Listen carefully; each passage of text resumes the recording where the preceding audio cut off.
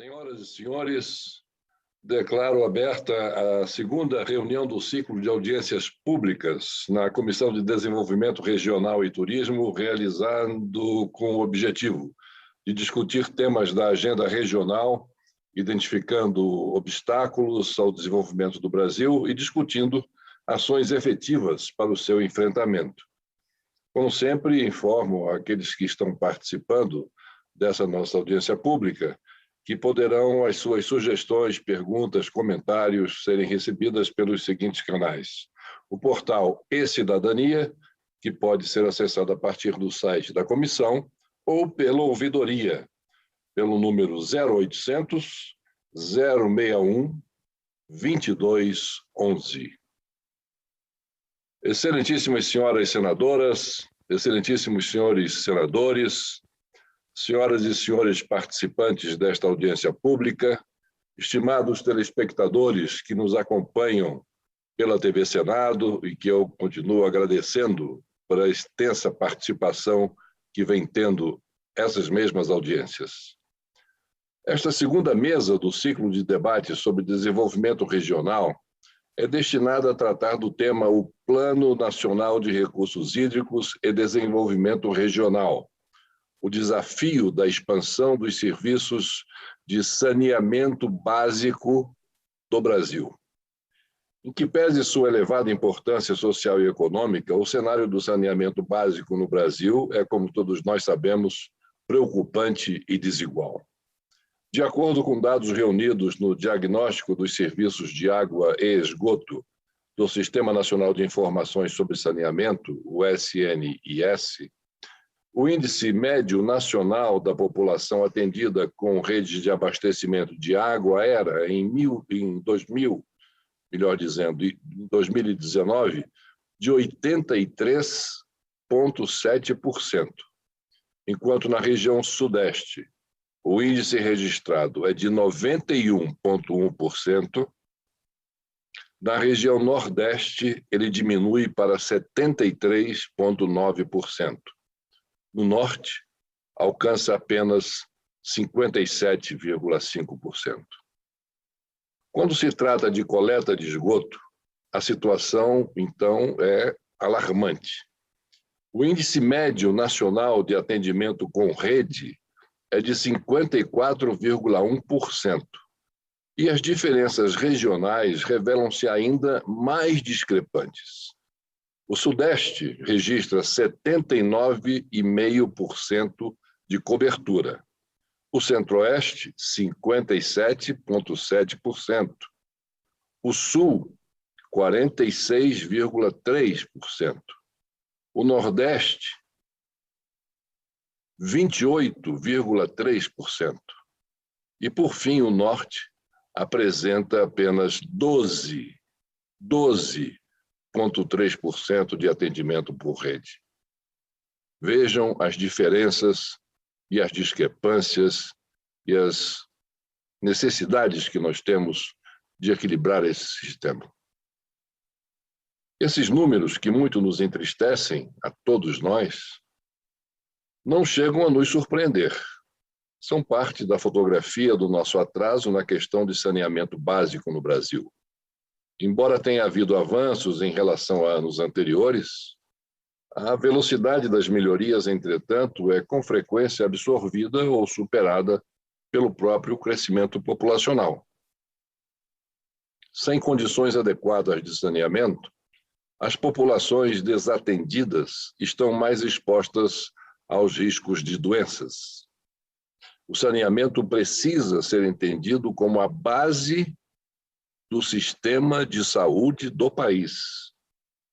Maiores investimentos em água e esgoto resultarão em menor pressão sobre o sistema de saúde pública e mais qualidade de vida para a população. É imperativo, portanto, acelerar a oferta dos serviços básicos de água e esgoto, sobretudo para as regiões e as populações mais carentes. Desenvolvimentos em curso nos permitem antever dias melhores para o setor. A nova Lei 14.026 de 2020 atualizou o marco legal do saneamento básico, favorecendo a mobilização de recursos para investimentos na área. Espera-se que o novo Plano Nacional de Recursos Hídricos, o PNRH de 2022 a 2040, nos ofereça orientações para uma gestão eficaz e inovadora dos nossos recursos hídricos.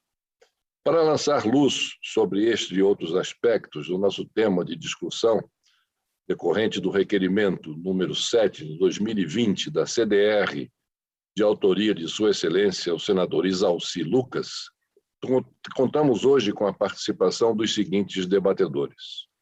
O senhor Alfredo Assis de Carvalho, coordenador de gestão integrada do Ministério do Desenvolvimento Regional. O senhor Carlos Mota Nunes, especialista em regulação de recursos hídricos e saneamento básico da Agência Nacional de Águas e Saneamento Básico, a ANA. O senhor Marcos Vinícius Fernandes Neves, presidente da Associação Brasileira das Empresas Estaduais de Saneamento, AESB. E o senhor José Patriota, primeiro secretário da Confederação Nacional de Municípios, a nossa CNN. Antes de dar a palavra aos nossos palestrantes da noite de hoje, eu gostaria de dizer que esta nossa audiência pública foi a que mais recebeu comentários e perguntas dos nossos internautas, aos quais, mais uma vez, agradeço. Das inúmeras perguntas e comentários que aqui chegaram, como sempre, nós fazemos um resumo, procurando buscar e formar blocos de perguntas dentro de um mesmo tema, para que possamos facilitar as respostas e as nossas interações com os nossos participantes.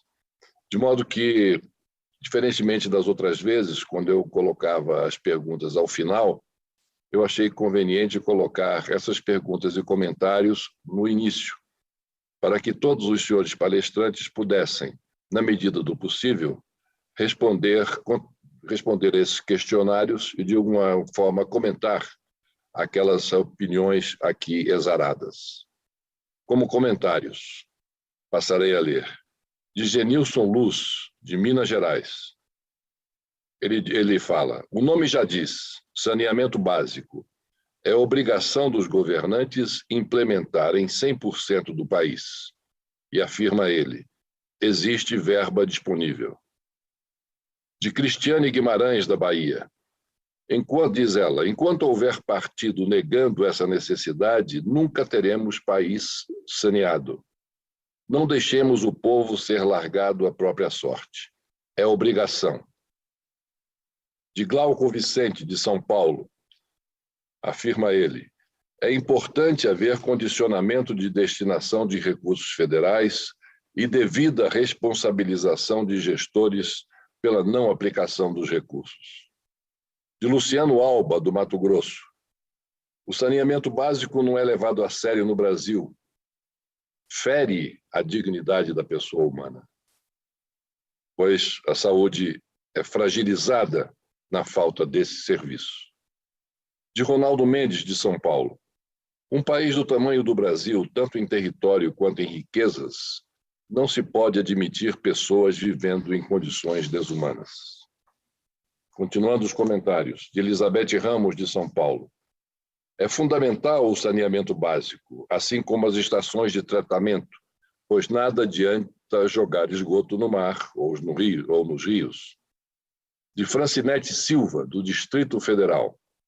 É um absurdo essa situação.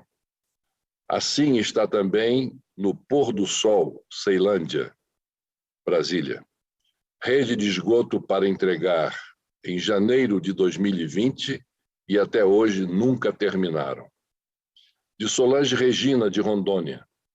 Saneamento básico é o mínimo que podemos ter junto à população para que melhore nossa qualidade de vida. Em Rondônia, não tem rede de esgoto. De Cátia Rezende, do Distrito Federal.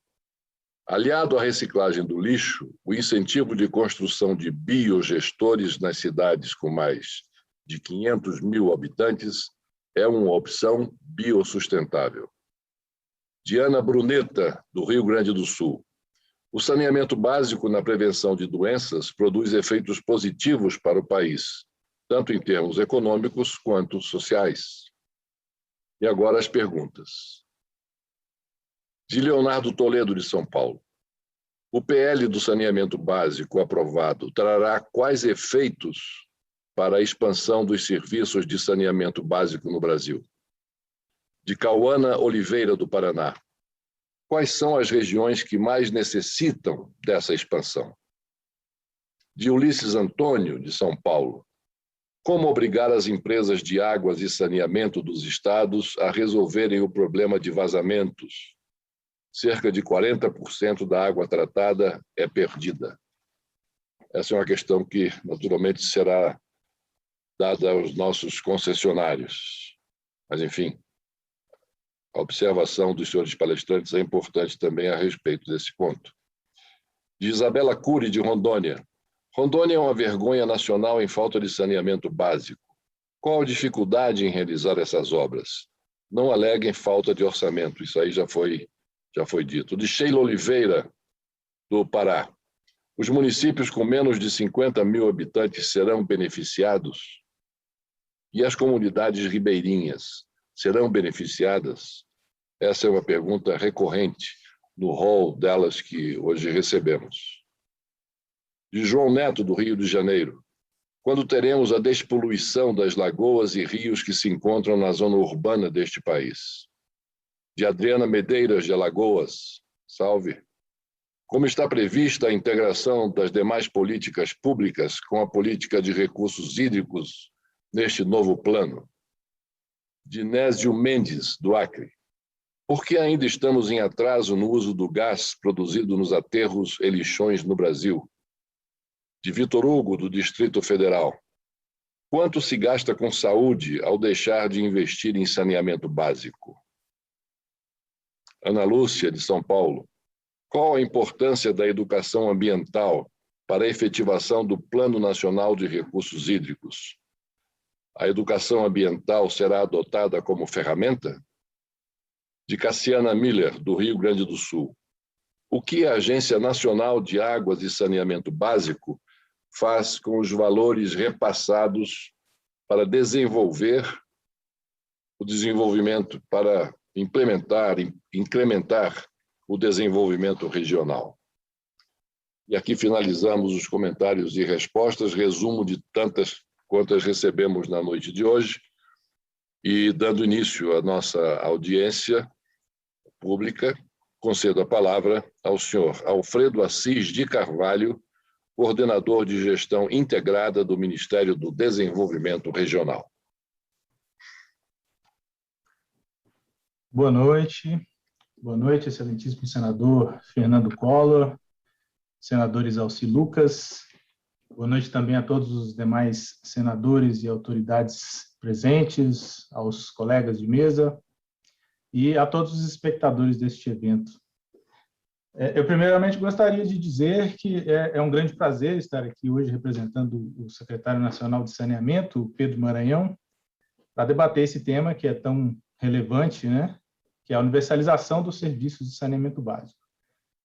O saneamento é uma das grandes prioridades do governo federal, por diversas razões, mas a mais importante delas, evidentemente, é que a universalização desses serviços é fundamental para garantir a saúde e a dignidade da nossa população. Afinal de contas, o nome saneamento básico não foi escolhido por acaso, como até um dos participantes das perguntas mencionou. Trata-se realmente de um conjunto de serviços que é essencial, indispensável, né, básico mesmo, para garantir a dignidade de cada cidadão brasileiro. Nesse cenário atual de pandemia, o acesso ao serviço de saneamento ele se torna ainda mais importante. Enquanto alguns de nós estão mais preocupados assim, em ter sempre à disposição uma máscara limpa, um frasco de álcool em gel, milhões de pessoas no nosso país convivem com esgotos contaminados passando numa vala na porta de casa, e uma parcela considerável dessa mesma população sequer tem acesso à rede de água tratada para lavar as mãos, né? Um hábito básico de higiene.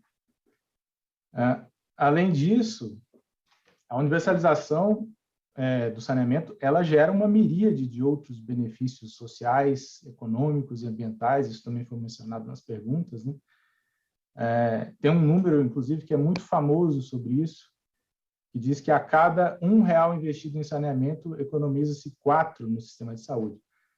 Porém, esse número, assim, embora ele já seja impressionante por si só, ele é só a ponta de um enorme iceberg de consequências positivas do investimento em saneamento.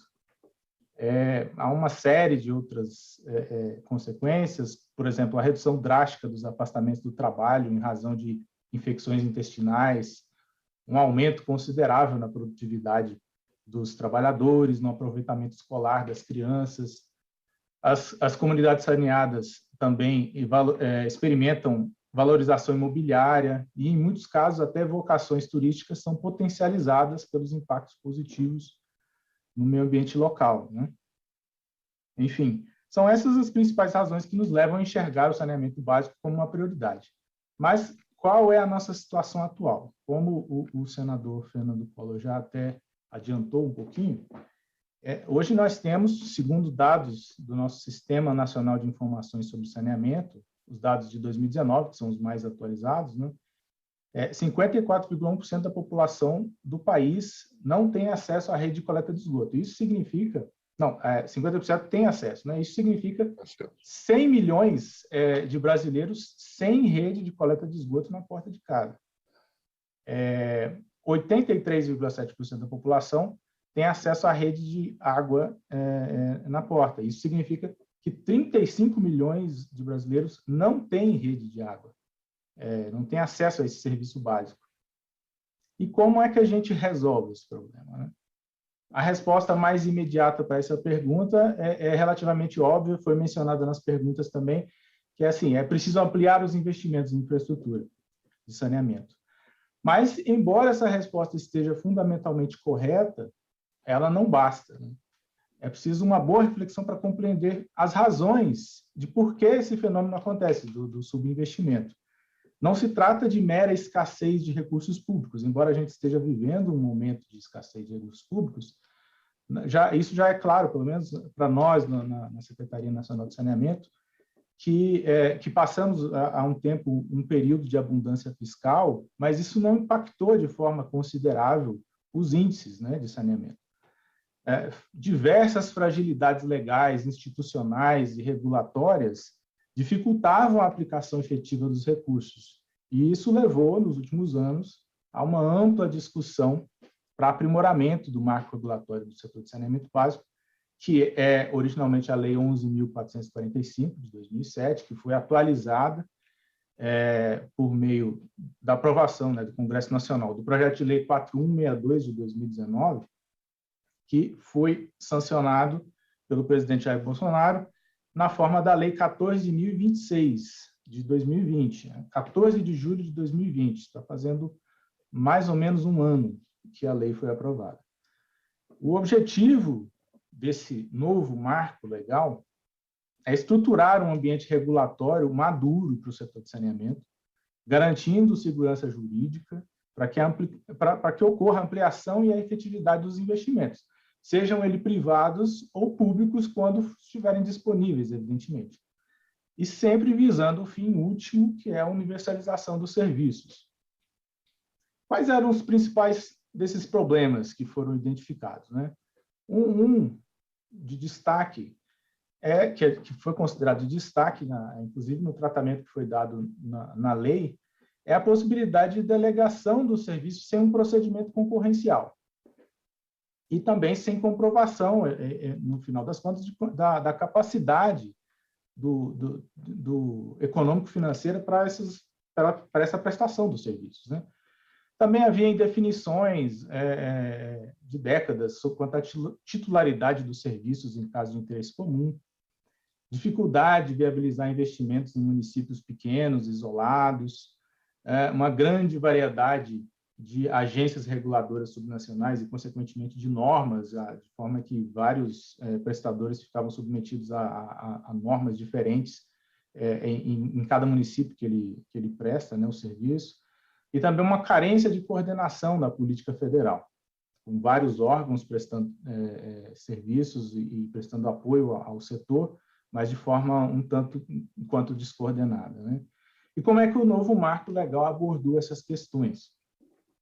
Primeiro, o principal ponto foi a introdução de concorrência no setor por meio da vedação à celebração de novos contratos de programa para a prestação dos serviços.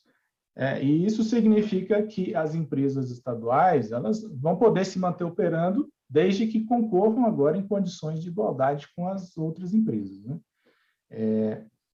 Quanto aos contratos de programa existentes, a lei garantiu que eles permaneçam em vigor até o advento do seu termo contratual, mas condicionados à comprovação da capacidade econômico-financeira dos prestadores. A metodologia para essa comprovação foi recentemente regulamentada pelo Decreto 10.710, agora do dia 31 de maio de 2021. Quanto às indefinições sobre a titularidade, a lei adotou mais ou menos a jurisprudência do STF como referência e formalizou a titularidade dos municípios e do Distrito Federal como regra básica, mas com um exercício conjunto da titularidade entre municípios e Estado nos casos de interesse comum. Um outro instrumento introduzido pela nova lei foi o da regionalização dos serviços na forma de unidades regionais de saneamento, microrregiões ou blocos de referência. A ideia desse instrumento é introduzir ganhos de escala para garantir investimentos, inclusive nos municípios menores e mais pobres, né? O novo marco também introduziu um instrumento para aprimoramento e uniformização da regulação setorial por meio da edição de normas de referência pela Agência Nacional de Águas e Saneamento Básico, mas eu entendo que o Carlos Mota deve entrar um pouquinho nesse assunto, então também não vou me adentrar aqui. Por fim, como forma de garantir a implementação desses instrumentos, desses novos instrumentos, o novo marco estabeleceu uma restrição à alocação de recursos federais para investimentos em municípios que optem por não participar das novas estruturas de regionalização, ou onde as respectivas entidades reguladoras dos serviços não adotem as normas de referência que venham a ser editadas pela ANA. Quanto agora ao momento que nós estamos vivendo agora, de regulamentação da lei, de implementação da lei, um dos principais focos nossos de atenção nesse momento são as propostas de regionalização que estão sendo apresentadas pelos estados. Diversos estados já apresentaram suas propostas e o prazo que o novo marco deu é até meados do mês que vem, né, o dia 15/7/2021, se encerra esse prazo para definição, né, das estruturas regionalizadas. Alguns estados optaram por criar a figura das microrregiões, cuja adesão ela é obrigatória pelos municípios, outros preferiram a via das unidades regionais, que é de adesão opcional, mas cada um está colocando da forma como entende mais adequada ao seu estado. Em paralelo, os prestadores também estão tomando agora providências para cumprirem as exigências de comprovação de suas capacidades econômico-financeiras, conforme estabelecido pelo Decreto 10.710, de 2021. De acordo com esse regulamento, as empresas têm agora até o dia 31 de dezembro desse ano para apresentar uma série de documentos às suas respectivas agências reguladoras, incluindo estudos de viabilidade, planos de captação de recursos, e as agências reguladoras, por sua vez, vão ter até 31 de março do ano que vem para finalizar esses processos. E, finalmente, em nome aqui da Secretaria Nacional de Saneamento, eu gostaria de dizer que nós temos consciência que o processo de implementação desses novos instrumentos, ele não é simples, né? A lei trouxe muitas inovações e todo o setor está aí se adaptando, procurando alternativas para cumprir as novas exigências, mas, por outro lado, nós não podemos deixar de destacar os resultados animadores que já foram alcançados desde a aprovação da nova lei. Foram 4 grandes leilões que resultaram em 61,3 bilhões aí entre outorgas e investimentos nos serviços de fato. Teve o leilão da SEDAI, no Rio de Janeiro, da Casal, em Alagoas, da Sanesul, no Mato Grosso do Sul. Diversos outros estão sendo preparados agora para esse ano e para o ano que vem, totalizando 19 bilhões em investimentos, né? E, para encerrar, eu volto a agradecer aqui ao Senado Federal por essa oportunidade e também volto a afirmar que o saneamento é uma prioridade do governo federal e permaneço aqui à disposição para responder a eventuais dúvidas.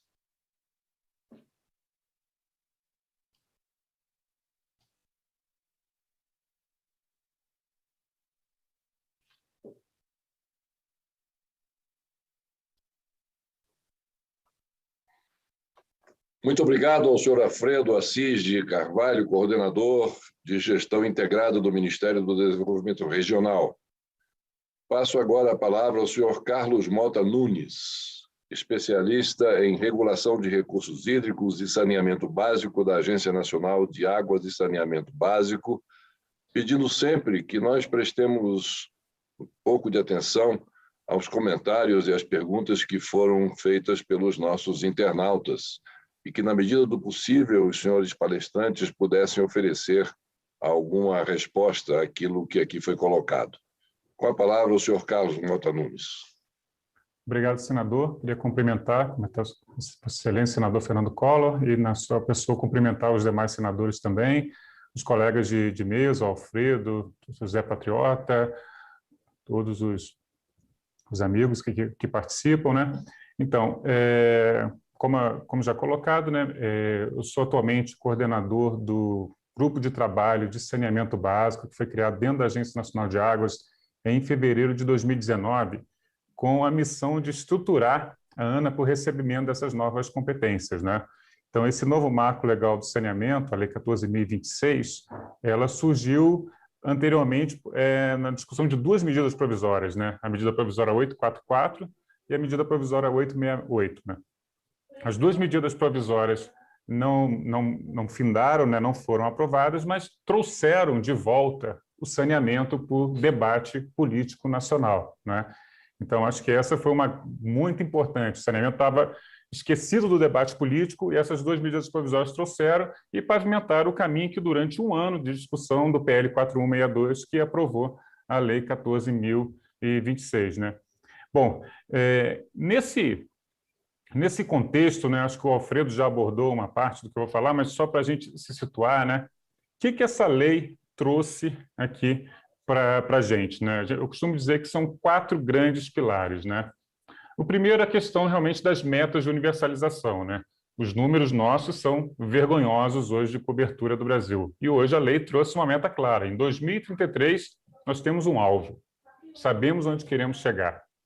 E isso, para nível de país, é muito importante. A gente fazer todos numa mesma direção, conseguirem perseguir um mesmo alvo, né? A segunda é a questão da concorrência pelos serviços, né? Que o Alfredo também colocou, e a impossibilidade de novos contratos de programa agora têm que ser licitados, né? A regionalização, que visa o ganho de escala e subsídios cruzados, e, por fim, a uniformização da regulação, né? São mais de 70 agências infranacionais que regulam o saneamento no país, que surgiram há coisa de 20 anos, nós estamos falando de mais de 70, e em alguns lugares você tem estados brasileiros em que você tem, por exemplo, uma mesma companhia estadual regulada por 4 ou 5 agências reguladoras. É o caso do estado de Santa Catarina e Rio Grande do Sul, só para exemplificar. Você tem agências estaduais, mas você também tem agências intermunicipais, que são os consórcios de municípios, e você também tem as agências municipais, que são aquelas que foram muitas vezes criadas quando você teve a concessão do serviço municipal, e essa concessão precisa de uma regulação, foi criada uma agência municipal. Nós temos muitas agências municipais, por exemplo, na região centro-oeste do país, só para exemplificar. Então, esse é o arcabouço que a gente vislumbrava no setor. E aí, com essa questão da diferenças de regra, isso traz o que nós chamamos do risco regulatório e o custo regulatório, né? Porque você não sabe o que uma agência, por exemplo, iria fazer e a outra pode fazer alguma coisa totalmente diferente. E aí foi nesse contexto que, durante o debate, foi se pensado em trazer a Agência Nacional de Águas para trabalhar apoiar na regulação do saneamento, ser essa agência que vai trazer, e aqui respondendo até dos ouvintes, né, um dos participantes, né, tentar integrar a política de recursos hídricos com a política de saneamento. Tá? Então, assim, a ANA tem 20 anos de existência, né? Ela trabalha, por exemplo, desde o monitoramento hidrológico, né, que a gente saber quanto que tem de água passando em cada rio do Brasil, monitoramento das chuvas, é isso que a gente faz. A gente faz a outorga pelo direito de uso da água, que é aquela autorização, por exemplo, para um cidadão, para um irrigante captar água no rio, como a mesma autorização para uma companhia de águas também captar água para fazer o abastecimento, né? A gente operacionaliza a cobrança pelo uso da água, o Sistema Nacional de Informações sobre Recursos Hídricos, elabora os planos de recursos hídricos. Nós estamos aqui falando numa audiência que trata realmente, inclusive, do Plano Nacional de Recursos Hídricos, né? Então, trazer a Agência Nacional de Águas foi também trazer a visão de recursos hídricos para dentro do saneamento, a gente poder ter essa visão mais global do insumo fundamental para o saneamento, que é a água, tanto no início da cadeia, que é a água que é captada, mas ao final da cadeia, quando aquele esgoto, que 50%, 100 milhões de brasileiros não têm o esgoto coletado ou tratado, ele chega nos nossos rios e polui os nossos rios. Então, a gente consegue agora ter uma visão mais abrangente de país, né? E aí, nesse contexto, né, o que foi, então, esse novo papel que foi trazido para a ANA nessa tentativa de fazer com que a agência apoiasse e desse essa uniformização da regulação, né? São 3 atividades, basicamente. É a coordenação regulatória do setor, que é por meio da elaboração das normas de referência, tá? E o que são normas de referência? As pessoas ficam falando assim, por que é isso, né? É uma palavra que não é muito comum. Norma de referência é uma resolução, é uma norma que ela não é obrigatória no sentido de cumprimento, tá? Mas ela diz a diretriz, como fazer cada coisa, como regular cada tema. Então, como, por exemplo, a gente teve agora, há 2 semanas atrás, nós aprovamos a norma de referência número 1 da ANA, que trata da cobrança pelos serviços de resíduos sólidos, o nosso lixo, a nossa taxa do lixo, a nossa tarifa do lixo, tá? O próprio marco legal, a Lei 14.026, deu o prazo de 1 ano, que está vencendo agora, em 15 de julho, para que os titulares, no caso, os prefeitos, instituíssem sua cobrança pelos resíduos sólidos. E a gente emitiu a primeira norma dando as diretrizes do como fazer isso de uma forma que tenha sustentabilidade. E aqui eu dou muita ênfase nessa palavra, porque, infelizmente, né, a gente vê hoje a situação no Brasil dos milhares de lixões. Lixão que nós falamos aqui de água, de esgoto, mas não falamos muito em detalhes de uma vergonha nacional que são os lixões. E por que eles existem? E no que a gente estudou, a gente viu que muitas vezes, porque os municípios não têm uma fonte de recurso segura para manter a operação de um aterro sanitário, tá? Então, quando você não tem essa fonte segura de recurso, às vezes você até constrói a parte inicial do aterro, mas ao longo do tempo você acaba tendo o aterro se transformando num lixão. E as nossas normas de referência, pegando esse caso como exemplo, vêm das diretrizes, como fazer uma cobrança pelos serviços de resíduos sólidos que vai manter a sustentabilidade do processo ao longo dos anos. Então, esse é um primeiro papel que a gente trouxe, é o primeiro, eu diria, o grande marco também da nossa atuação da ANA. De 2 semanas atrás, dia 14 de junho, nós aprovamos a primeira norma de referência para o setor. Recebemos também a competência, dentro dessa coordenação regulatória, da mediação e arbitragem voluntários, ou seja, quando houver conflitos entre agências reguladoras, prestadores de serviço, por exemplo, eles podem levar para a ANA para fazer a mediação ou a arbitragem, tá? O segundo grupo de atividades é a capacitação da regulação. Como nós dissemos, são mais de 70 agências, e a gente tem agências dos mais diversos portes e capacidades institucionais. A gente tem agências, por exemplo, no estado de São Paulo, com mais de 100 funcionários de grande porte, como algumas agências municipais que têm 3 ou 4 funcionários, tá? E que ainda não têm a capacitação adequada para exercer a regulação. E aí, no nosso caso, vamos dizer, bebendo da fonte da experiência da Ana de capacitação, só para exemplificar, nos últimos 5 anos, nós capacitamos 100 mil pessoas em recursos hídricos. Esse é o número que a gente tem, são cerca de 3 mil pessoas por mês, mais ou menos, que participam das nossas capacitações. A gente está agora ajustando e criando conteúdos para a capacitação da regulação do saneamento, né? E aí, o último bloco são de estudos técnicos para o setor, né? Elaboração. Os que conhecem um pouco também do que a gente faz, né? A gente tem uma publicação, por exemplo, chamada Atlas de Abastecimento de Água e Atlas de Esgotos. É uma coletânea que a gente fez em parceria com o Ministério do Desenvolvimento Regional, o antigo Ministério das Cidades, né? Em que a gente tem o levantamento dos sistemas de abastecimento de água e de esgotamento sanitário dos 5.570 municípios do Brasil.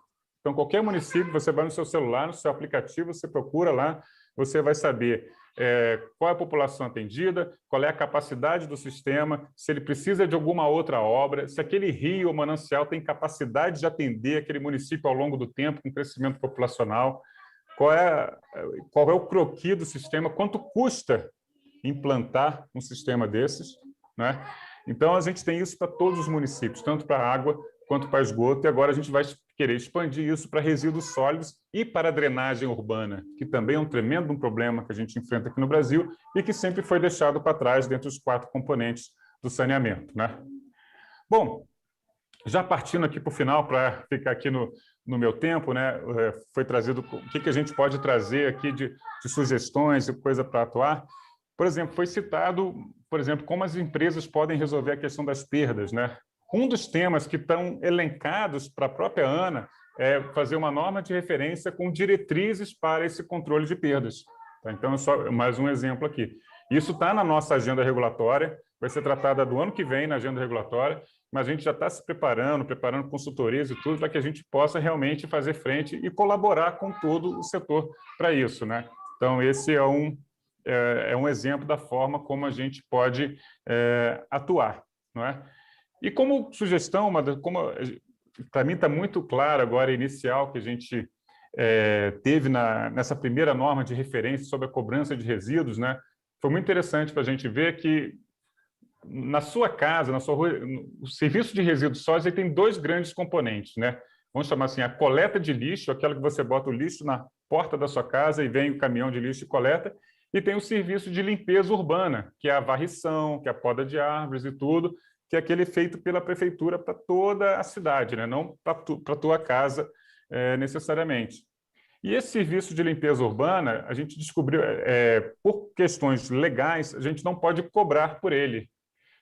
Aí é uma questão de tributo, de taxa, que é chamada indivisibilidade. Você não consegue saber a quem produziu determinada quantidade ou quem beneficia daquele serviço da limpeza urbana. É como a iluminação pública, por exemplo, em que você não consegue cobrar uma taxa para cada pessoa da iluminação pública. E a solução que a iluminação pública teve foi a contribuição de iluminação pública.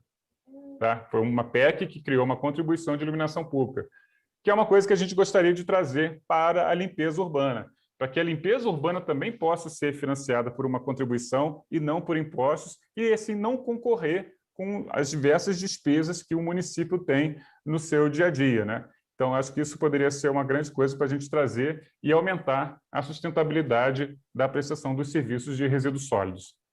Bom, com isso eu encerro aqui a minha fala, deixando aqui meu agradecimento em nome de toda a diretoria da Agência Nacional de Águas, que me confiou a palavra aqui hoje, e dizer que estou aqui à disposição para qualquer questionamento e retorno a palavra. Muito obrigado, senador. Muito obrigado ao senhor Carlos Mota Nunes pela sua explanação e passo agora a palavra ao senhor Marcos Vinícius Fernandes Neves, que é o presidente da Associação Brasileira das Empresas Estaduais de Saneamento. Boa noite a todos. Em nome do senador Fernando Collor, Saúdo todos que estão nessa mesa, os senadores, Isalci Lucas e outros que se fazem presentes nessa audiência pública. Senador Fernando Collor, primeiramente agradecer a Vossa Excelência a oportunidade e o convite que foi feito à associação.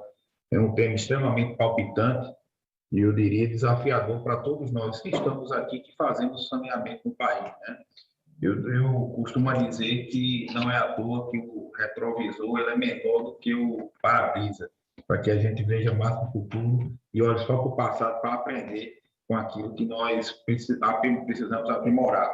Eu diria, senador Fernando Collor, demais colegas que fazem parte dessa mesa, que boa parte do que o Alfredo já trouxe, o Carlos Mota, quem eu saúdo, um grande colega da ANA, temos trabalhado juntos, queria parabenizar, inclusive, pela oportunidade que tem dado para a discussão das normas de referência, tem sido um exemplo, inclusive, de democracia, para que possamos escutar todo o país diverso que nós temos, com essa realidade que Vossa Excelência colocou. Mas eu coloco um ponto que é extremamente crucial nesse momento. Tem um ponto que me chama a atenção e que eu acho que é comum para todos. Eu acho que a discussão sobre o novo marco legal trouxe à tona a importância do saneamento se nós quisermos nos tornarmos realmente um país desenvolvido e que atende a todos indistintamente. Enquanto houver, e aí, senador Fernando Collor, o senhor conhece também Alagoas, nordestino, como eu também, aqui paraibano, posso fazer uso dessa fala, enquanto a gente tiver situações de carros-pipa atendendo a nossa região, nós não podemos descansar, seja como atores das políticas públicas nacionais, cada um na sua esfera, seja efetivamente naquilo que se tornamos mais importante, né, que é a dignidade, que é a obrigação de todos nós, sejamos operadores, construtores da legislação. Muito bem sabemos que o problema do Brasil não é muitas vezes a legislação. Eu diria que muitas vezes é como colocar essa legislação em pauta. Muitas vezes temos questões, e aí eu queria parabenizar a comissão que trata de desenvolvimento regional e turismo por trazer para a integração da política nacional de recursos hídricos esse tema tão importante. Eu, particularmente, tenho propriedade para falar de saneamento nas vertentes água e esgotamento sanitário, mas tão importante quanto afeta a parte de recursos hídricos e a operação dos próprios sistemas, a questão do resíduo sólido. Eu, infelizmente, não tenho propriedades aqui em detalhes para poder tratar de um dos pontos extremamente importantes, como também colocou o Carlos Mota. Eu queria fazer aqui, não vou entrar numa questão de comentar a legislação, até porque nós temos divergências de opinião, eu acho que aqui não é o fórum para discutir esses pontos especificamente, até porque as perguntas são muito palpitantes e eu gostaria de começar a respondê-las, que eu acho que seria um dos objetivos até em respeito aos colegas que nos trouxeram, até porque concordamos com a presença da Ana, é importante algumas questões que o Marco nos traz como a meta, e eu queria começar, senador Fernando Collor, senador Isalci, Zé Patriota, Carlos, Alfredo, tratando do item que é perdas. Eu acho que esse tema é importante para todos nós. Eu acho que ficou, ao longo de muito tempo, muitas vezes colocado, relegado ao segundo plano, colocado uma máxima cultural, senador Fernando, talvez não para nós aqui, nordestino, Vossa Excelência conhece muito bem a realidade, nós aqui fazemos uso, muitas vezes, comedido dessa água, mas dentro da própria região Nordeste nós temos áreas mais abundantes e áreas que estão encravadas dentro do semiárido nordestino, que tem uma escassez natural de água e que precisam de grandes transposições de água através de adutoras, transposição do São Francisco, dentre outros. Então, a questão de perda, ela passa muito mais por uma cultura, eu diria que nacional, de que a água era um bem infinito. Eu acho que a primeira coisa que temos que mudar é nós mesmos, sermos operadores, sermos cidadãos. Eu acho que é o primeiro ponto. Né? Nós temos que considerar como a água como realmente um patrimônio escasso que precisamos tomar conta dela. Seja no recursos hídricos, no manancial, seja na própria cultura que nós precisamos tratar. E seja dentro da própria cultura, seja empresas públicas, seja empresas privadas, operadoras. Seja empresas estatais, seja empresas municipais, seja empresas privadas. Nós temos excelentes atendimentos em determinadas regiões, públicas, privadas, municipais, estaduais, mas também nós temos situações que precisam realmente de uma atenção especial, principalmente aquelas que envolvem perdas aparentes, que não são aqueles vazamentos que nós estamos vendo, mas a fraude, o gato, a questão dos hidrômetros antigos, que fazem com que o balanço hídrico não feche. Então, esse é um dos primeiros pontos que eu acho que aí a tecnologia E eu queria colocar, mais uma vez, que muitas vezes precisamos de normas para nos colocar e nos impulsionar a um objetivo. Quem não tem uma diretriz, que não tem uma norma, qualquer rumo serve. Então, esse é um dos pontos que eu gostaria de tratar. Com relação à lei aprovada, com base em alguns assuntos que eu não vou comentar aqui especificamente, mas tem um ponto, senador Fernando e os demais colegas, que me chama a atenção. Não há um tratamento para a área rural. E essa é um ponto que realmente, particularmente, me preocupa. Se nós olharmos, estratificarmos esses 36, 37 milhões sem abastecimento d'água, veremos que boa parte deles estão no Nordeste, como muito bem o senhor relator. No começo, Vossa Excelência foi muito feliz ao relatar aqueles dados. E muitas vezes, e maioria deles, no semiárido nordestino. Como atender essa população? Então, esse é um dos primeiros pontos que aí, respondendo aos colegas que nos fizeram questionamentos, o marketing não abarca tudo. E esse é o exemplo. Os pequenos municípios, se não estiverem regionalizados, ficarão entregues à própria sorte, muitas vezes. Porque não vão ter condições de fechar essa equação. Então, esse é um outro ponto que eu gostaria de tratar. Eu acho importante.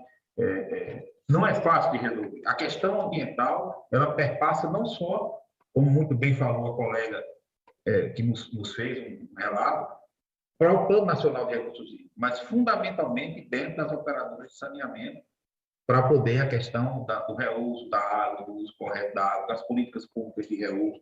A norma, ela traz um funcionamento de uma série de situações que precisam ser colocadas. E deixando claro, uma pergunta, a falta de recursos, eu diria que há escassez, não há dúvidas. Mas nenhum setor sozinho, nem o setor privado só, nem o setor público só resolve o problema. Eu acho que, nesse momento, é uma defesa que nós fazemos em todas as instâncias de debate que fazemos. Eu acho que o setor público e o setor privado, principalmente, perceba, não se resolve política pública delegando a atribuição ao setor privado. Quem tem que tomar conta da política pública de saneamento tem que ser o governo federal, estadual, municipal, dentro das suas atribuições. Eu acho que buscar recursos para somar os recursos que nós temos públicos é fundamental, imprescindível, e tem várias situações que precisam ser colocadas. Eu acho que é fundamental isso. Mas a política pública, o acompanhamento, as regras, o que é que adianta nós termos uma boa licitação, ter recursos e não ter uma boa agência reguladora com normas claras que consiga colocar? Está aí Manaus, setor privado, é um dos piores índices de cobertura de água e esgoto licitado e privatizado desde a década de 90. Como também nós temos situações públicas terríveis, não estou aqui para passar a mão na cabeça de ninguém. Mas o que eu digo é que precisamos somar. Eu acho que esse é o grande desafio. E a política pública de recursos hídricos, nesse momento, ele é indispensável. Quem conhece a realidade e aí a integração, eu acho que Carlos Botas foi muito feliz ao colocar aqui, ao trazer a ANA para o processo, você consegue ter um overview de todo o processo, você consegue ter o cenário todo colocado, porque muitas vezes se olhava para a questão dos recursos hídricos e muitas vezes ficava faltando aquela norma que regulamentava a pulverização das agências reguladoras e outras questões que muitas vezes não nos permitia avançar na velocidade necessária. Então, esse é um ponto fundamental. As regras estão postas. Agora, é bom lembrar, como eu falei, o retrovisor é importante para a gente ver. Desde 84 até 2007, nós passamos sem uma regra clara do saneamento do país. Esse lapso temporal nos cobrou o preço pós-2007, principalmente pós-2010, quando houve o decreto regulamentador da norma. Então, assim, esperamos que esses decretos que estão saindo, né, sejam realmente, né, e coloquem em prática o que a lei estabelece, somando-se os valores públicos e privados. Não se faz política pública, e aí eu volto a dizer, se nós somos o Estado talvez mais liberal que nós temos no mundo, que é o Estado inglês, vocês vão ver que não se fez nenhuma política pública sem ter o somatório público e privado junto. Então, eu acho que esse é uma vertente. Eu gostaria, em relação às perdas, colocar esse ponto. Eu anotei aqui outra questão, só para não ser também muito demorado. A questão de rede de esgoto, né? que o saneamento não foi pauta, e eu concordo com a Luciana, lá do Mato Grosso, a questão do bloco, já falei dos recursos federais, né, a questão de Elizabeth Ramos, lá de São Paulo, né, entre outros, a questão do sistema todo, muitas vezes não foi levado, até por um lapso temporal, como eu muito bem relatei, de 84 a 2007. Só depois de 2007 tivemos a política pública legalizada. Então, muitas vezes, a lei não resolve, mas a ausência dela prejudica. Então, é importante que a gente diga isso. E, logicamente, o marco foi colocado agora e ajustes vão ser feitos ao longo da própria trajetória do que vamos precisar colocar. Então, não é fácil de resolver, não é lógico, não é trivial. Cada estado tem uma realidade, cada estado tem uma situação, e eu gostaria de só citar o meu para encerrar minha fala. Nós temos o senador Isalci, senador Fernando Collor, aqui na Paraíba, em operação, projetada ou em execução, 2.500 quilômetros de adutoras administradas pela companhia. Não é pouco, não é pouco. Então, você veja, nós temos a transposição do São Francisco, sim, chegando em uma determinada cidade, Monteiro, que é a porta do eixo leste, nós estamos levando essa água a 189 quilômetros a um município de 3.000 ou 4.000 habitantes, chama-se Frei Martinho, e a outros territórios. Então, só para a gente ter ideia de que não é muito simples, nem muito trivial, né? Só colocar o recurso, a gente tem que ter capacidade de entender o território, entender as peculiaridades, entender que o mesmo cidadão que mora em João Pessoa, que mora em Maceió, a capital do seu estado, e outros, aquele cidadão de Frei Martinho, que até bem pouco tempo estava 5 anos sem água, tem o mesmo direito de tomar o seu banho. Então, eu acho que se a gente entender esse país com essas realidades distintas, vai entender que não só o público resolve, nem só o privado resolve, e nem um antagonismo, mas a junção de esforços em bem de política pública, em bem de um pacto nacional para resolver esse processo que nos coloca em fragilidade em face ao restante do mundo. Então, eram essas as minhas considerações, senador. Muito obrigado mais uma vez, Vossa Excelência, como sempre, muito cortês nas conduções, e agradecer aqui a todos que estão presentes. Não vou me alongar mais na fala. Muito obrigado.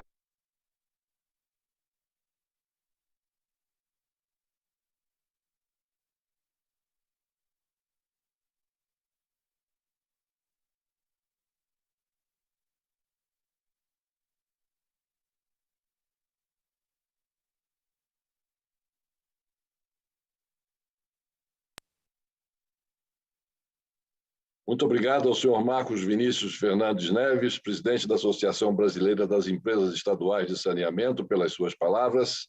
E passo agora a palavra ao senhor José Patriota, primeiro secretário da Confederação Nacional dos Municípios, CNM.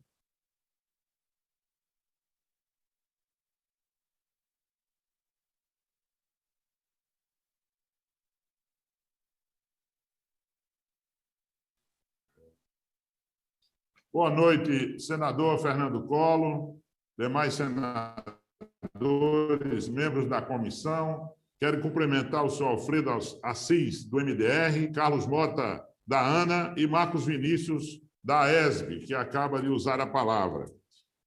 Agradecer, senador Fernando Collor, em nome do presidente da CNM, companheiro Paulo Zilkowski, que por motivo superior não pôde participar. Os municípios brasileiros, estamos felizes com o respeito, com o tratamento que esta comissão nos defere neste momento. Em um breve histórico, para balizar nosso trabalho, recordo que a primeira versão do Plano Nacional foi aprovada em 2006 pelo Conselho Nacional de Recursos Hídricos, com planejamento de 2006 a 2020. Em função da pandemia, o término deste ciclo foi prorrogado para 21. Uma vez concluído o ciclo do primeiro plano, o MDR, o Ministério do Desenvolvimento Regional, está aí discutindo o novo plano de recursos hídricos, que é muito importante no longo prazo, de 2022 a 2040. Diante da relação intrínseca entre os setores de recursos hídricos e saneamento, a CNM julga extremamente oportuno o debate visando integrar estes dois setores. Alguns dos colegas debatedores, a quem eu cumprimento a todos, pelas falas que me antecederam, falaram exatamente na integração das políticas de água e de esgoto, de esgotamento sanitário, também de resíduos e de drenagem. Logo, o planejamento integrado é um instrumento indispensável. Sabemos que existe uma grande deficiência na prestação dos serviços de saneamento como um todo, principalmente de esgotamento sanitário, que interfere diretamente na qualidade de vida da sociedade brasileira. Por outro lado, o uso da água em atividades econômicas indispensáveis, como indústria, agricultura, pecuária e até na geração de energia, entre outras, requer disciplinamento e muito cuidado para não comprometer as fontes dos recursos hídricos, rios, córregos, lagos, etc. E, consequentemente, prejudicar a prestação do serviço de saneamento e, especialmente, o abastecimento humano com água potável. Cabe salientar que, no novo Marco de Saneamento, a Lei 14.026, que alterou a 11.445, estabelece as diretrizes nacionais para o saneamento básico. E, dessa vez, ampliou, como nós estamos aqui participando, as atribuições da ANA, que passa a regular também saneamento básico. A Agência Nacional de Águas e Saneamento Básico estão bem representadas nesta mesa. Para nós, da CNM, é fundamental a regulação. Por mais que haja necessidade de atrair investimentos privados para compor esse conjunto de ações, é fundamental a regulação do Estado brasileiro. E a ANA, como agência reguladora, com a expertise que tem, carrega para si uma grande responsabilidade que a lei lhe delega. Neste sentido, a participação da ANA coordenando neste plano, coordenado pelo MDR, devido à necessidade de maior integração, é fundamental. Também deve haver bom senso para compreender essa ampla dimensão do território nacional, com 5.568 municípios, com diferentes regiões, contexto ambiental, econômico totalmente diferente, portes variados. Temos que considerar todas essas desigualdades regionais, assim como alguns internautas e pessoas aqui afirmaram. E os números colocados pelo senador Fernando Collor, logo na abertura, nos deixa claro a situação, principalmente de desvantagem da falta de cobertura plena do norte e do nordeste brasileiro. É fundamental esse olhar diferenciado. Enquanto na região norte nós temos chuva com abastecimento contínuo de água, nós temos o nordeste com baixa precipitação, entretanto, a cobertura é baixíssima nas duas regiões principalmente. Reitero que considerar esse contexto diferenciado é fundamental. A pergunta-chave que nós fazemos nesta audiência para a reflexão de quem nos acompanha é como elaborar um plano visando a contemplação dos 4 serviços de água, saneamento e saneamento, expandindo esses serviços para contemplar o Brasil de todos os brasileiros e brasileiras. Sem qualquer pretensão de responder plenamente, nós achamos ser fundamental compatibilização entre os planejamentos de água e de esgotamento sanitário, logo, a participação da ANA e do MDR de coordenação dessa política nacional é fundamental para essa integração e construção conjunta, observando essas diferenças. A escuta às entidades municipalistas, ao setor de saneamento envolvido no setor de saneamento e a escuta aos usuários, através dos conselhos de usuários que precisam falar, que precisam checar, e a integração entre os entes federativos é fundamental. Logo, essa condução deve considerar toda a participação, inclusive as diferentes formas de organização dos municípios, dos seus consórcios públicos, de acordo com a realidade regional. A capacitação de todos os setores envolvidos, que também foi mencionado já numa fala anterior. nós da CNN achamos fundamental, né, que a ANA amplie, que ela já tem muita capacidade, que isso se estenda também às agências reguladoras estaduais. O novo marco do saneamento coloca claramente essas responsabilidades e nos desafia a todos nós a fazer esse trabalho integrado e não esquecer o que foi falado agora pelo colega da Paraíba, representando a ESB, que é o saneamento rural, que nós temos ainda 15% da população brasileira na área rural.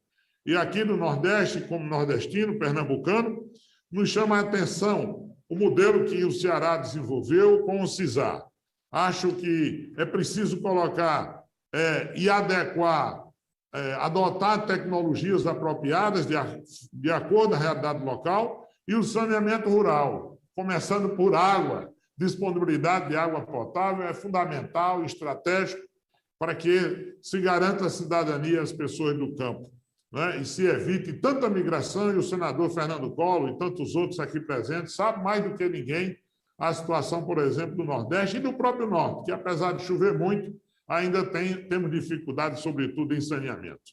E o CISAR do Ceará é uma grande referência, premiado internacionalmente como modelo de gestão sustentável para sistemas de abastecimento, com sistema de abastecimento rural, atendendo a populações difusas, sobretudo.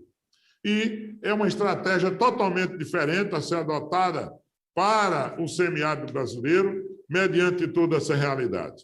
Então, precisamos definir ações no setor de saneamento cuja cobrança e financiamento não dependa somente de investimentos privados, sobretudo observando os pequenos municípios. Pequeno município sozinho não tem viabilidade. Logo, a regionalização é fundamental. A educação ambiental estratégica e considerar naturalmente essa participação efetiva na busca de captação de investimentos sob a regulação do Estado brasileiro, com ampla participação efetiva dos municípios, valorizando, inclusive, as companhias estaduais, que não podemos destruí-las, porque tem acúmulo, tem serviço prestado e tem o recurso do povo lá também como um ativo importante que precisa regular e distribuir o que a gente chama a carne e o osso, porque o privado, naturalmente, se interessa muito por aquilo que é viável economicamente, e isso, com certeza, excluirá os pequenos municípios. Logo, a estratégia de regionalização, ela precisa considerar efetivamente um custo mais unitário e acessível para a população, sobretudo os mais pobres. Muito obrigado, senador Fernando, muito obrigado aos participantes e, principalmente, a todos que estão na mesa nessa difícil missão de discutir um novo marco, de discutir um novo plano de água e de saneamento. Boa noite. Muito obrigado ao senhor José Patriota, primeiro secretário da Confederação Nacional dos Municípios, pelas suas palavras. E tenho a satisfação de passar agora a palavra à sua excelência, o senador Isalci Lucas, autor do requerimento que nos proporciona a realização da audiência pública da noite de hoje. Fernando Collor, parabenizar Vossa Excelência pela marcação dessa audiência tão importante, né? A questão dos recursos hídricos para nós tem uma importância imensa, né? Principalmente este ano que já começa a se falar em racionamento. Então eu queria perguntar aos nossos convidados, agradecer inclusive a presença de todos, né? Eu tenho aqui uma informação que está no site aí do Ministério do Desenvolvimento Regional, na internet. O atual Plano Nacional de Recursos Hídricos foi aprovado em 2006 pela Resolução número 58 do Conselho Nacional de Recursos Hídricos, com um horizonte temporal até 2020, prorrogado até 31 de dezembro de 2021, em razão da pandemia do Covid-19. Que medidas estão sendo adotadas com vista à atualização do plano e que resultados foram produzidos nesses 15 anos da sua vigência? O novo marco legal de saneamento, que foi aprovado agora, a Lei 14.026 de 2020, prevê a universalização dos serviços até 31 de dezembro de 2033. Qual é a viabilidade efetiva dessa meta? Como o novo marco contribuirá para a universalização desses serviços?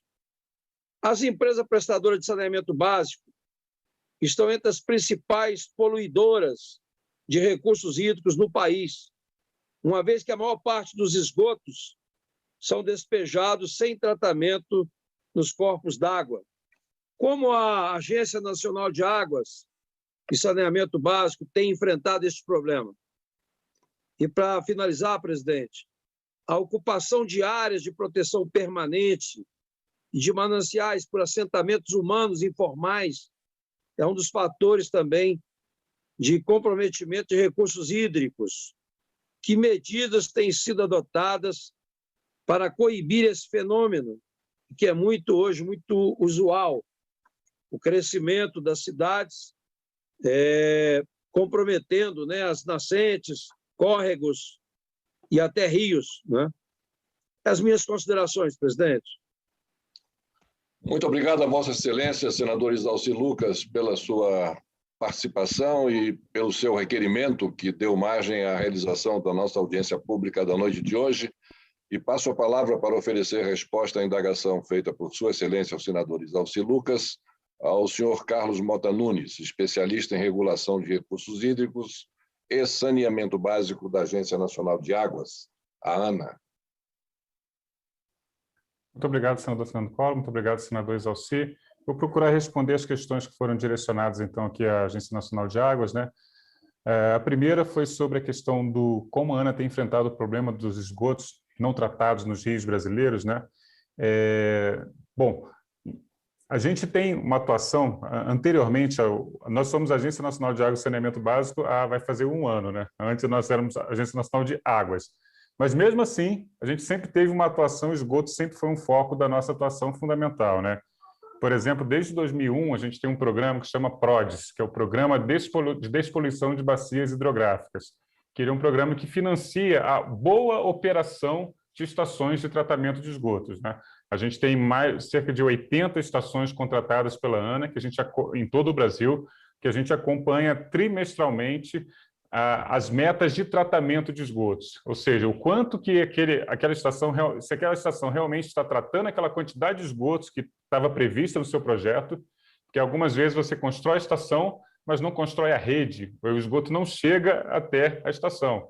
Então, existem metas de quantidade de esgoto que chegam e metas de qualidade do efluente tratado, ou seja, de quanto você conseguiu remover de poluição. Esse é um exemplo típico da nossa atuação. Um segundo são nas nossas outorgas de direito de uso, né? A outorga, como eu expliquei rapidamente, a outorga ela é uma autorização que te dá para você poder lançar, por exemplo, um efluente no rio. A gente, para poder emitir essa outorga, a gente tem que primeiro verificar qual é o tamanho desse lançamento, ou seja, o quanto de esgoto está sendo lançado, e se o rio tem a capacidade de diluir aquela parcela remanescente do esgoto tratado. Porque às vezes você tem uma cidade muito grande e um riozinho muito pequeno. Mesmo que você trate bastante, o rio não consegue diluir, né? Eu estou olhando aqui, lembrando do Marcos Vinícius, lá na Paraíba ou outras regiões do Nordeste brasileiro, você tem rios intermitentes, você não tem nem a capacidade de diluição. Então, a gente geralmente trabalha junto às empresas, por exemplo, que são os nossos outorgados, em melhoria dos processos de tratamento para que o rio possa ter condições de receber aquela carga de esgoto, né? Então, grosso modo, senador Isalci, essa é a forma como a gente trabalha na relação dos esgotos. Um outro comentário que o senhor fez muito importante, que é também essa questão do crescimento das cidades que comprometem córregos e rios. Isso é fato, né? E aí uma outra atuação que a gente atua mais como indutor, mas não diretamente, são aqueles famosos PSAs, né? Os programas de serviço de pagamento por serviços ambientais, como o produtor de água, por exemplo, no qual você remunera um agricultor para ele proteger uma área, para que se aquela área de recarga, que vai recarregar o aquífero e que aquela água que vai chegar também até o rio. Então, você mantém uma mata natural, ao invés de você remover a mata para a plantação, e aquilo também ajuda a ter mais água chegando ao rio. Então, isso é uma outra forma também que a gente tem de atuar para tentar, pelo menos, mitigar o impacto do avanço das cidades. Espero ter conseguido responder as questões, que eu tomo a palavra. Muito obrigado ao senhor Carlos Mota Nunes. Eu indagaria a sua excelência, senador Isalci Lucas, se alguma das suas indagações ficaram ainda devendo alguma resposta. Poderíamos ouvir algum momento. Só com relação, presidente, à questão do plano, não é? Quais são as medidas que estão sendo adotadas aí para atualizar o plano nacional, né, dos recursos hídricos? E qual foi o resultado desses 15 anos aí dessa vigência? Se realmente o plano nacional, não é, foi cumprido ou ficou faltando muita coisa para atingir as metas? E qual é a proposta agora para os próximos anos, né? Apesar que, em princípio, ele já respondeu parcialmente, mas eu queria que ele fizesse uma avaliação desses últimos 15 anos que estavam previstos. O que aconteceu? Porque eu não sei se, de fato, cumpriram as metas estabelecidas no plano, né? E com relação à lei do saneamento, mas aí, provavelmente, quem vai responder é o Alfredo, né? Com relação à questão do saneamento, se realmente esse 2033 é uma data que foi chutada ou que há realmente essa viabilidade mesmo de universalizar. Aliás, eu acho até que é muito tempo, mas de qualquer forma, né, nós já ficamos até mais de 400 anos quase sem saneamento também. Há de convir que 2033 é ali, né, bem pertinho. Mas só para reforçar qual foi o resultado desses últimos 15 anos, ou se o plano foi um plano de intenção apenas, ou se foi cumprido alguma coisa. Muito obrigado a sua excelência, senador Isalci Lucas, e devolvo a palavra ao senhor Carlos Mota Nunes, e em seguida ao doutor Alfredo Assis de Carvalho. Senhor Carlos Mota Nunes, com a palavra, por favor. Eu queria pedir a devida vênia ao senador, porque essa parte do acompanhamento do Plano Nacional de Recursos Hídricos eu não estou envolvido. Eu sempre trabalhei mais na questão do saneamento, então eu não tenho condições aqui de responder para o senhor aqui com todos os detalhes merecidos, mas me comprometo aqui junto à agência, junto ao setor responsável, em preparar e elaborar uma resposta e mandar para o senhor por meio da nossa assessoria parlamentar. Mas eu realmente não tenho todo o conhecimento aqui específico para poder responder. Peço a devida vênia ao senhor. Isso satisfaz a Vossa Excelência, senador Isalci? Ok, presidente. Perfeitamente. Muito obrigado a Vossa Excelência. E passo agora a palavra ao senhor Alfredo Assis de Carvalho, coordenador de gestão integrada do Ministério do Desenvolvimento Regional. Senador Isalci, quanto à data, o senhor perguntou sobre a data de 2033, né, se era uma data chutada ou não. A data ela é uma data emblemática que vem da publicação do Plano Nacional de Saneamento, que ocorreu no ano de 2014, com um horizonte de 20 anos. Né? Então, a partir dali foram estabelecidas metas, a meta para esgotamento sanitário, inclusive, é um pouquinho mais ousada que a meta que foi colocada na lei, né? Que na lei ficou para 90% até 2033, né, de cobertura, enquanto o Plano Nacional ele previa 93%. Aí decidiu-se por manter essa data, até porque o Plano Nacional de Saneamento ainda está vigente, e há uma crença, de fato, de que os instrumentos, a forma como o novo marco foi montado, ele cria as condições para que, de fato, haja um aumento da eficiência na prestação de serviços, haja, de fato, uma segurança jurídica para que novos investimentos sejam aportados no setor, e nós, de fato, trabalhamos com a meta de cumprimento efetivo. Né? Nós entendemos que é viável, que é realmente possível alcançar a universalização dos serviços até a data de 2033. Senador Isalci. Muito bem. O senador Isalci está satisfeito com a resposta oferecida pelo senhor Alfredo Assis de Carvalho.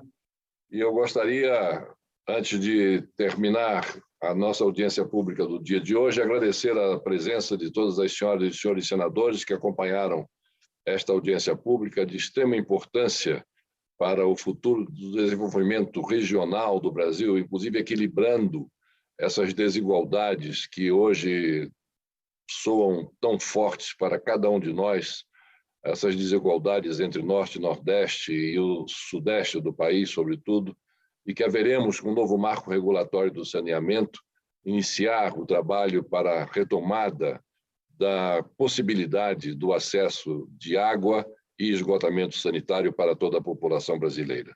Agradecendo a todos aqueles que participaram ativamente dessa audiência pública, especialmente os nossos internautas, gostaria de comunicar a todos que realizaremos na próxima segunda-feira a nossa terceira mesa, melhor dizendo, do nosso ciclo de debates, no dia 5 de julho de 2021, para discutir a aviação regional e seu papel no desenvolvimento regional.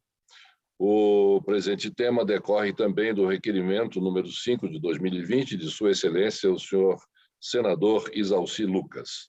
Teremos como palestrantes Sua Excelência o senhor ministro Gilson Machado Neto, ministro de Estado do Turismo, o senhor Ronei Sadjoro Glansman, secretário nacional de Aviação Civil do Ministério da Infraestrutura, o senhor Juliano Alcântara Norman, ou Neumann, melhor dizendo, diretor-presidente da Agência Nacional de Aviação Civil, ANAC, o senhor Hélio Paes de Barros Júnior, presidente da Empresa Brasileira de Infraestrutura Aeroportuária, a Infraero, o senhor Eduardo Sanovics, presidente da Associação Brasileira das Empresas Aéreas, ABAR, e o senhor Jorge Arruda, presidente da Infra-América. Agradecendo mais uma vez a todos, desejando uma boa noite e nada mais havendo a tratar, declaro encerrado a presente reunião, desejando a todos muitas felicidades. Muito obrigado.